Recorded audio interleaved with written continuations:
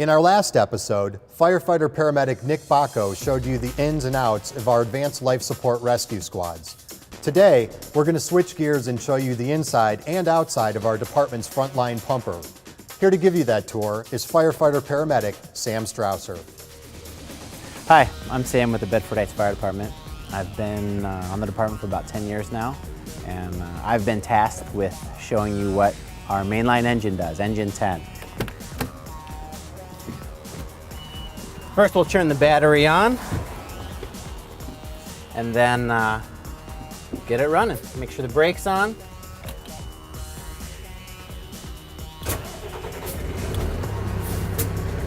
Starts up just fine. All right, we can flow some water out of the tank, or we'll use that until we get hooked to a hydrant. We've got 1,000 gallons of water on it. We've got good pressure. My Monday check for running the pump is good.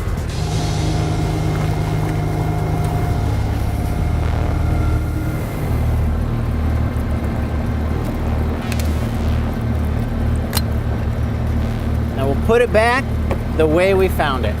Every person has an SCBA, self-contained breathing apparatus. Now when I check the SCBAs, check to hear that beep. What that does is when you're still and not moving, it starts to let you know that you're not moving. Now that is designed so that if you go down in a fire, if you have a heart attack or fall through the floor and you can't move, it senses that you're not moving, and that's when it starts to alarm. You can see it's pretty loud. Okay, so we've got air. Our pressure is good. Pull the regulator off, make sure that the regulator is good, the regulator is clean, and that it clicks into our face piece, or the mask.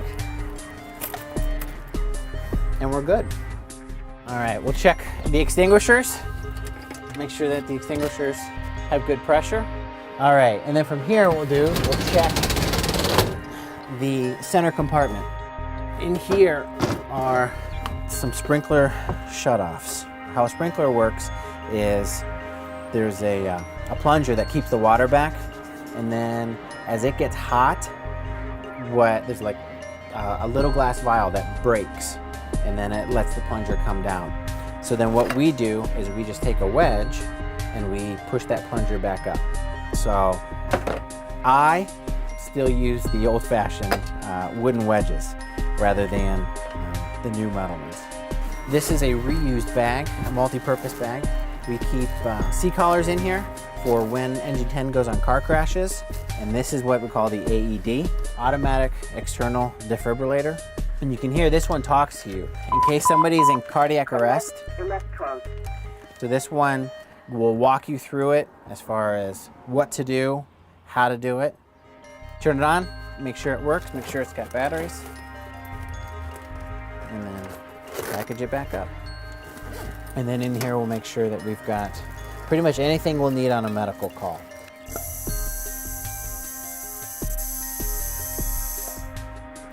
These are our lockout tags.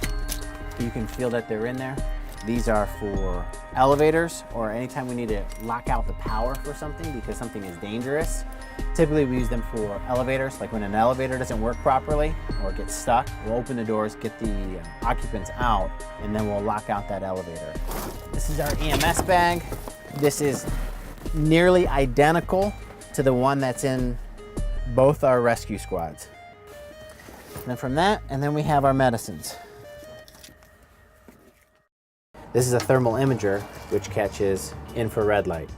Things that are warm show up white, or things that are cold show up dark. They are very handy when you're walking into a fire, if there's fire below you, if there's fire around the corner. Typically the officer takes it, so the officer on the crew that has the line, you'll make entry into the apartment or to the house, and you'll see the crew you're working with, and then actually you can see around corners, and the officer then will direct the guys as you stretch the line further into the apartment looking for the fire or looking for people that may still be trapped in the home, then you can follow it through. You'll see people laying on beds. You can see people, hiding behind couches and things like that. So that's where the thermal imager is amazing.